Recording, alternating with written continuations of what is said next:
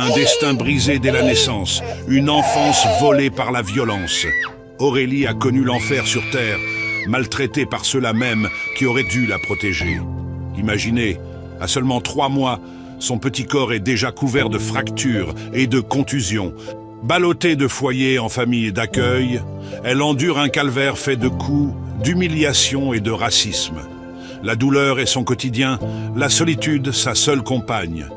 Mais au cœur des ténèbres, une lueur d'espoir apparaît enfin quand un couple âgé l'accueille avec amour. Pourtant, malgré une foi sincère, les blessures de l'âme persistent, enchaînant Aurélie dans un cycle infernal, jusqu'à cette rencontre bouleversante avec son vrai père, son sauveur. Découvrez le témoignage choc d'Aurélie, miraculée de la vie. Son histoire va vous bouleverser, sa résilience va vous redonner espoir. Accrochez-vous, son parcours est un véritable chemin de croix vers la lumière. Je suis Aurélie Retardier, j'ai 54 ans, je suis écrivaine biographe et célibataire. J'ai toujours été célibataire et pendant longtemps, je me suis demandé pourquoi. Pourquoi moi? Pourquoi cette solitude apparente? Alors que tant d'autres semblaient trouver leur moitié, construire la vie à deux, fonder des familles. Cette question m'a hantée, c'est vrai. Et j'ai cherché à y répondre en regardant en moi, en fouillant dans mon passé. Il y a une part de moi qui a toujours été marquée par la peur. La peur de l'abandon, de l'injustice, de la souffrance. En démarrant ma vie dans un environnement où l'amour était absent, j'ai développé cette méfiance instinctive envers les relations. Ça doit expliquer ça. Dès l'enfance, j'ai appris que l'amour pouvait blesser, qu'il pouvait trahir. Mes parents biologiques n'étaient pas là pour me protéger et beaucoup de figures parentales qui m'ont entourée ont perpétré ce cycle de maltraitance et de rejet. Donc, ce vécu m'a façonné, m'a poussé à me protéger, à ériger des murs autour de moi, à éviter tout ce qui pourrait me replonger dans ces douleurs profondes. Je n'ai jamais voulu risquer de reproduire ce que j'avais subi. Cette crainte de blesser à mon tour, de transmettre des schémas destructeurs, en fait, je pense que c'est ça qui m'a retenue. Je voyais dans la maternité, dans le couple, un potentiel danger. J'ai pensé que je n'étais pas capable d'offrir un amour sain, que quelque chose en moi risquait de dérailler, comme ça avait été le cas dans ma propre enfance. Au fil du temps, cette solitude est devenue une sorte de refuge. Le célibat n'a pas été un choix conscient dès le départ, mais une conséquence naturelle de mes blessures non guéries. Il m'a fallu beaucoup de temps pour comprendre que cette protection que je m'imposais, cette barrière que je maintenais entre moi et les autres, m'empêchait également de vivre pleinement. J'avais peur d'être aidée, d'être aimée, de m'ouvrir à la vulnérabilité.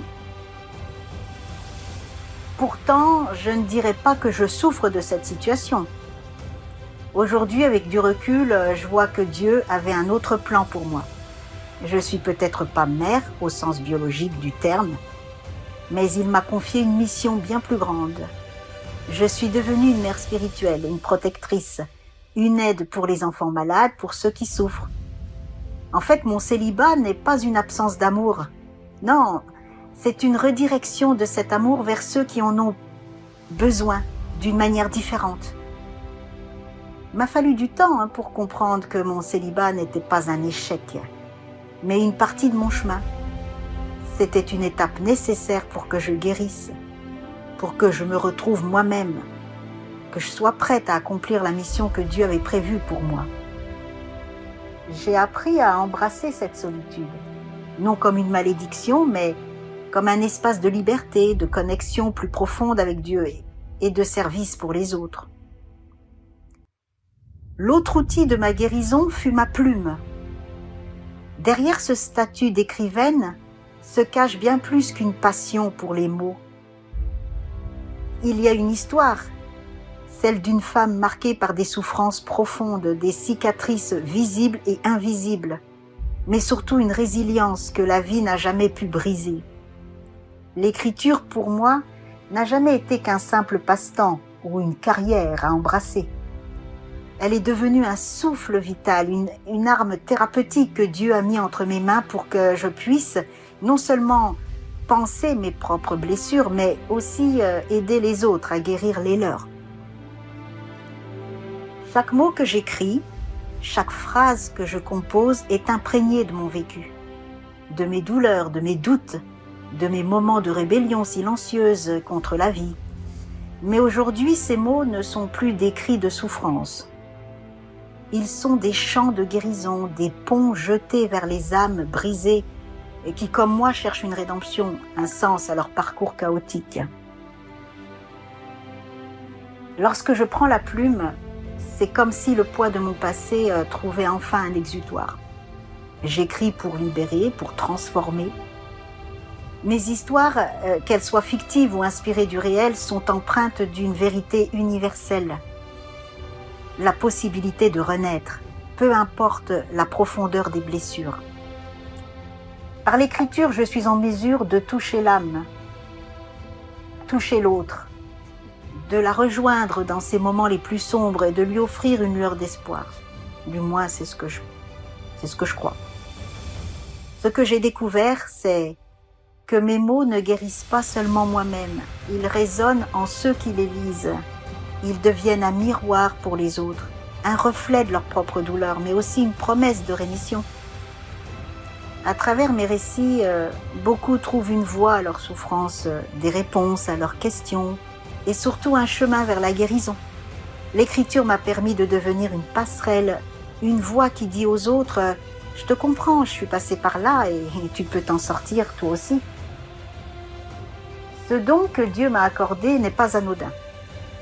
Il m'a donné cette plume pour que je puisse être un vecteur de guérison et une messagère de paix et de réconciliation, autant pour moi que pour les autres. Grâce à l'écriture, j'ai appris à pardonner, à libérer le passé, à aider ceux qui me lisent à faire de même. C'est une bénédiction de pouvoir, par des mots, redonner foi à ceux qui l'ont perdu, offrir des clés pour sortir de l'obscurité et guider vers la lumière du pardon et de la rédemption. Aujourd'hui, lorsque je pose mes mots sur une page, je sais qu'ils peuvent changer des vies. Mon écriture, façonnée par mes cicatrices, est devenue un outil de libération pour moi et pour les autres. Et c'est là toute la grâce de Dieu, que cette plume autrefois trempée dans mes larmes devienne un instrument de guérison et de résilience pour ceux qui en ont besoin. Je vous parle un peu de mon parcours pour que vous compreniez bien l'importance de ce que je viens de vous exposer. Je suis née dans une famille martiniquaise. Je suis issue d'une union entre deux jeunes, trop jeunes et trop immatures, mes parents biologiques. Deux jeunes qui n'étaient pas prêts à assumer une vie de famille. Et nous, les enfants, nous avons payé le prix fort pour leur impréparation. Et moi en particulier, dès les premiers mois de ma vie. À peine sortie du ventre de ma mère, j'ai subi des violences innommables. À 3 mois, j'étais déjà brisée, au sens propre comme au sens figuré. Mon entrée dans ce monde, marqué par la violence, n'a laissé que des traces profondes. Mon corps était si frêle, incapable de se défendre. Il portait déjà les stigmates de cette maltraitance. Alors fractures, contusions, douleurs invisibles et inaudibles. Les premiers souvenirs, ceux que mon corps garde encore aujourd'hui, malgré moi, c'est-à-dire ceux des coups, de la brutalité, de cette enfance volée même avant d'avoir commencé. Ces blessures visibles sur ma peau et profondément enracinées dans mon âme m'ont menée aux portes de l'hôpital. Pendant 12 ans, de 1970 à 1982, j'ai été une résidente des services médicaux de Saint-Maurice à Créteil. 12 années à essayer de réparer ce qui semblait irréparable. Mon corps était comme un puzzle brisé qu'il fallait recomposer pièce par pièce, chirurgie après chirurgie, soin après soin. Les médecins tentaient de rendre un semblant de normalité à ce corps martyrisé. Mais au-delà des os qui se ressoudaient lentement, il y avait la souffrance intérieure, celle qui ne se soigne pas avec des pansements. Cette maltraitance infligée alors que je n'étais encore qu'un nourrisson a laissé des cicatrices profondes dans mon être. Je vivais dans l'ombre de cette violence, cherchant à comprendre pourquoi une si grande cruauté avait pu exister dès mes premiers mois de vie. Ces années passées à l'hôpital n'étaient pas seulement une lutte pour ma survie physique, mais aussi un combat pour retrouver une part de mon humanité, celle que la maltraitance d'ailleurs m'avait volée. Ce corps et surtout ce qu'il a subi, mon âme l'a ressenti. J'étais une enfant qui grandissait avec la peur comme compagne, avec la douleur comme constante. Malgré les soins, les tentatives de guérison, j'étais une enfant abîmée par la vie, plongée dans une solitude que seuls les enfants brisés peuvent comprendre. Une solitude d'ailleurs que je cachais derrière une façade de sourire et de jovialité. Le monde extérieur semblait lointain, inaccessible, alors que mon univers se limitait aux murs blanchis des hôpitaux, aux visages des infirmières et des médecins qui tentaient de m'apporter un semblant de réconfort. Mais comment expliquer à une enfant que l'on peut guérir les os brisés, mais que les blessures de l'âme demandent tellement de temps à se refermer? Je suis sortie des hôpitaux avec un corps réparé, mais une âme encore à vif, marquée par cette violence inouïe. La maltraitance que j'avais subie à un âge si tendre m'a volé des années d'enfance, m'a fait grandir trop vite dans un monde où l'innocence n'avait plus sa place.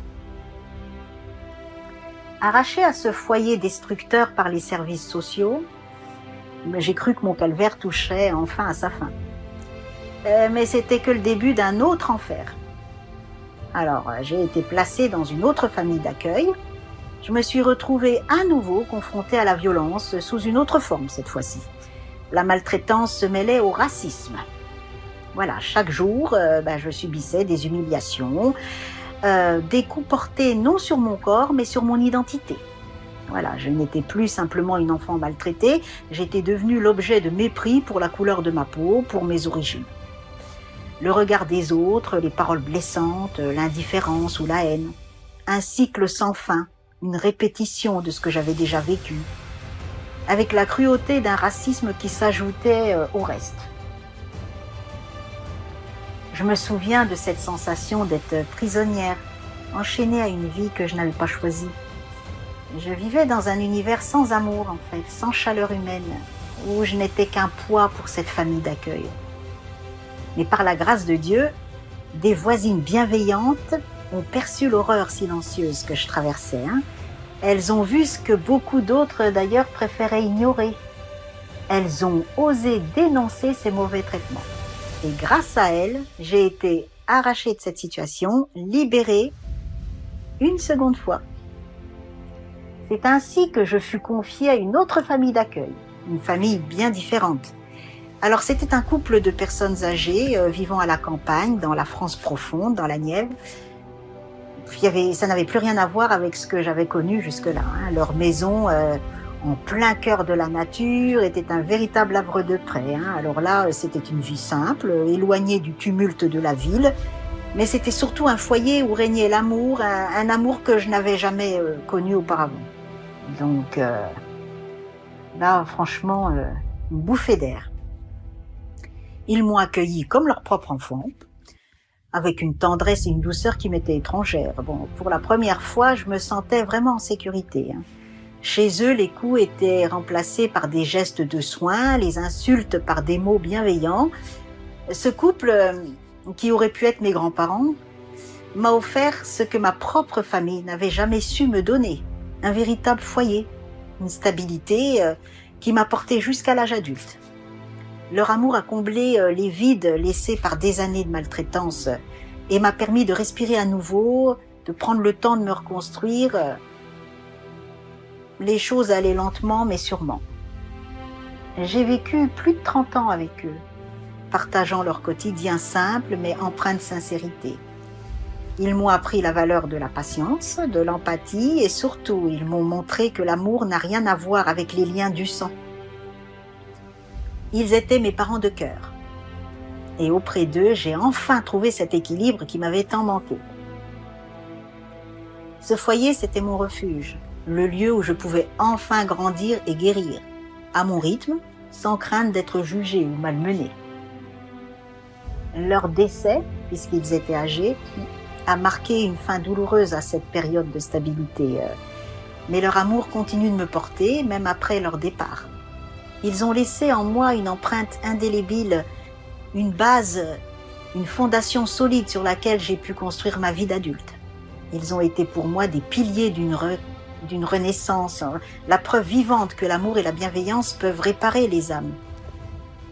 Aujourd'hui encore, je leur suis infiniment reconnaissante pour tout ce qu'ils m'ont donné, pour avoir été ces parents que je n'avais jamais eus. À 40 ans, une crise profonde s'est abattue sur moi, une grosse remise en question de tout ce que j'avais cru être ma force. J'avais vécu une conversion à Christ à l'âge de 21 ans, je me suis abandonnée à Jésus-Christ avec toute la sincérité de mon corps, de mon cœur. Je m'étais imaginé que ma foi suffirait à guérir mes plaies, à effacer les stigmates laissés par des années de maltraitance, de rejet, d'abandon. Mais la réalité, elle a été bien différente. Cette foi, bien que sincère, n'avait pas eu l'effet réparateur que j'espérais.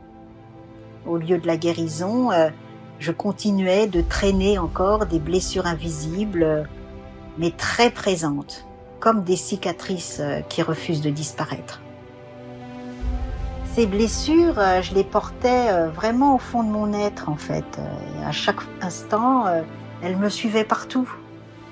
Dans mes relations personnelles, où je me retrouvais souvent humiliée, harcelée, dénigrée, mais aussi dans ma vie professionnelle, où je subissais des injustices, et ça ravivait sans cesse une colère silencieuse en moi.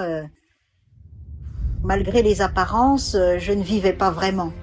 J'avais l'impression de survivre, de flotter dans une existence où mes douleurs du passé dictaient encore mes pas, me condamnant à répéter les mêmes schémas, en fait. Un cercle vicieux. Je croyais avancer, mais je restais prisonnière d'un cercle, incapable de briser les chaînes qui me retenaient. Le rejet de mon enfance me hantait. L'abandon pesait encore lourd sur mes épaules. Je luttais sans cesse contre ce sentiment d'injustice, contre cette colère sourde, me rappelant que les blessures ne s'effacent pas aussi facilement que je l'avais cru. Et c'est cette crise à 40 ans qui m'a obligée à regarder en face ces fardeaux que je traînais, encore et encore. J'ai pris conscience que ma conversion n'avait été qu'une première étape. Oui, c'est vrai, j'avais accepté le Christ dans ma vie, j'avais une vie de prière, une vie d'église, je servais à l'église, mais je n'avais pas vraiment permis à la lumière, à sa lumière, de pénétrer les coins les plus sombres de mon âme. Je n'avais pas encore accordé à Dieu l'accès complet à mes douleurs les plus profondes, celles que je préférais encore ignorer, pensant que le temps ou la seule foi suffirait à les effacer. Cette prise de conscience a marqué un tournant dans mon chemin de reconstruction, à la fois spirituel et psychologique. J'ai compris que je pouvais plus continuer ainsi à porter ces blessures comme un fardeau. Puis en plus, ça m'obligeait à les cacher sous tout un tas de stratagèmes, des sourires, des rires, une façade de jovialité qui finalement était un cache-misère en fait. Il me fallait aller plus loin, creuser plus profondément. Et c'est alors que j'ai entrepris un véritable travail de guérison intérieure. Cette fois, en acceptant d'exposer mes faiblesses et mes douleurs devant Dieu en abandonnant enfin ces parties de moi que je gardais jalousement enfermées et qui me faisaient souffrir. J'ai redécouvert la puissance de la parole de Dieu, non plus seulement comme un réconfort, mais comme une arme de transformation. J'ai plongé dans les Écritures, cherchant à comprendre vraiment qui était mon Père céleste et quel était le chemin qu'il avait tracé pour moi. À travers la prière, l'étude de sa parole, la méditation, j'ai commencé à défaire les nœuds du passé, à libérer les chaînes qui me liaient encore à mes traumatismes d'enfant. Et ça n'a pas été un chemin facile. Reconnaître sa souffrance, c'est un premier pas, mais l'accepter et la confier pleinement à Dieu, c'est une autre affaire. Il a fallu que je traverse des moments de doute, des périodes où la tentation de me replier sur moi-même, de retourner dans mes anciennes habitudes, c'était très fort, ça restait très présent. Pourtant, à chaque étape, Dieu m'a soutenue, me montrant que la guérison ne vient pas d'un coup, c'est un processus continu, fait de pardon, de renoncement et de foi renouvelée. J'ai appris à pardonner, non pas pour libérer les autres de leurs actes, mais pour me libérer moi-même du poids de la haine et de l'amertume. Le pardon m'a permis de briser ces chaînes qui m'empêchaient d'avancer. Et surtout, j'ai appris à m'aimer moi-même, à reconnaître ma valeur aux yeux de Dieu, à voir que mon identité ne se définit pas par les blessures que j'ai subies, mais par l'amour inconditionnel de mon Père céleste. Et je bénis ce jour où tout a changé, ce jour où je l'ai rencontré. Il avait toujours été là, à mes côtés, mais je l'avais jamais vu. Et ce n'était pas un simple être humain, non, c'était mon vrai père. Pas celui qui m'a donné la vie biologiquement, mais celui qui règne sur l'univers, celui qui m'a connu bien avant que je sois formée dans le ventre de ma mère. Ce Père céleste, je l'avais prié sans cesse, pourtant, mais sans jamais vraiment le connaître. Et j'ai aussi découvert un frère, pas mes frères de sang, mais Jésus-Christ, le frère par excellence, celui qui a tout enduré, trahison, moquerie, mort, pour que moi, à mon tour, je sois plus jamais ni battue, ni méprisée, ni rejetée. En 2008, après des années de foi, j'ai enfin compris qui était mon Père, qui était Jésus et qui j'étais en Jésus-Christ. Et c'est là que tout a basculé. La plume que Dieu m'avait mise entre les mains s'est transformée en une arme redoutable. L'écriture est devenue mon outil de guérison, pas seulement pour moi, mais pour tous ceux qui traversent des épreuves similaires. La Bible, ce livre que je lisais depuis des années, a pris une nouvelle dimension. Ce n'était plus seulement un guide spirituel, c'était un trésor de connaissances sur la vie, l'amour, la paix, la prospérité. J'ai découvert des vérités profondes sur la foi, la psychologie, la science, la sociologie, des clés pour comprendre le monde et les autres. Plus encore, j'ai rencontré le Saint-Esprit. Lui non plus, je ne l'avais jamais vraiment vu comme ça avant. Mais pourtant, il était là, avec la même puissance qui a animé Jésus-Christ. Et cette même puissance, Dieu me l'a donnée pour accomplir sa mission. Du coup, la peur, la colère, l'abandon, tout cela a disparu. À leur place, j'ai accueilli le pardon, la paix, la solidarité. Mon passé douloureux ne me définissait plus. J'ai retrouvé mon père biologique. Je lui ai pardonné. même s'il ne l'a jamais demandé, même s'il pense avoir tout fait correctement. J'ai pardonné à ma mère biologique, également, malgré son absence de remords. Elle a refait sa vie, elle a eu d'autres enfants, et elle est morte, misérablement. Mais moi, je suis debout, libre et en paix. J'ai renoué avec mes frères et sœurs. Nous avons tous pris des chemins différents en raison des événements.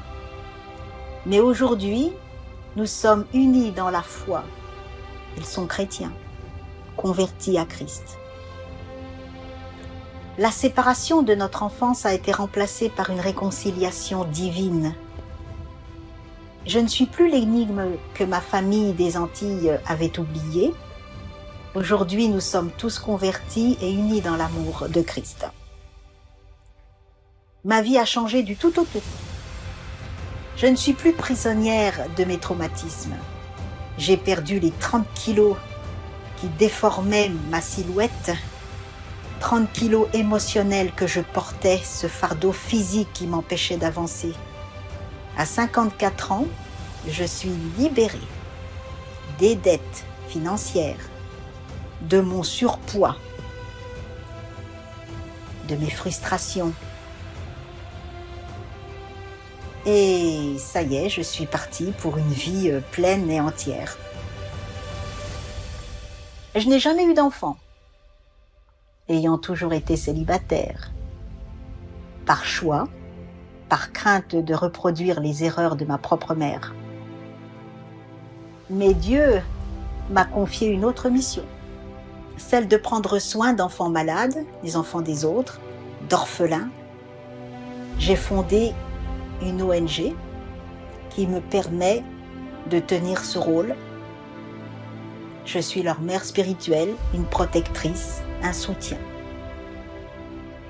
Pour eux et pour toutes les âmes que Dieu a mis dans ma barque. Je vis enfin, je ne survis plus.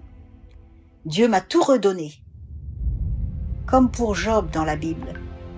Et pour cela, je ne cesserai jamais de lui rendre gloire.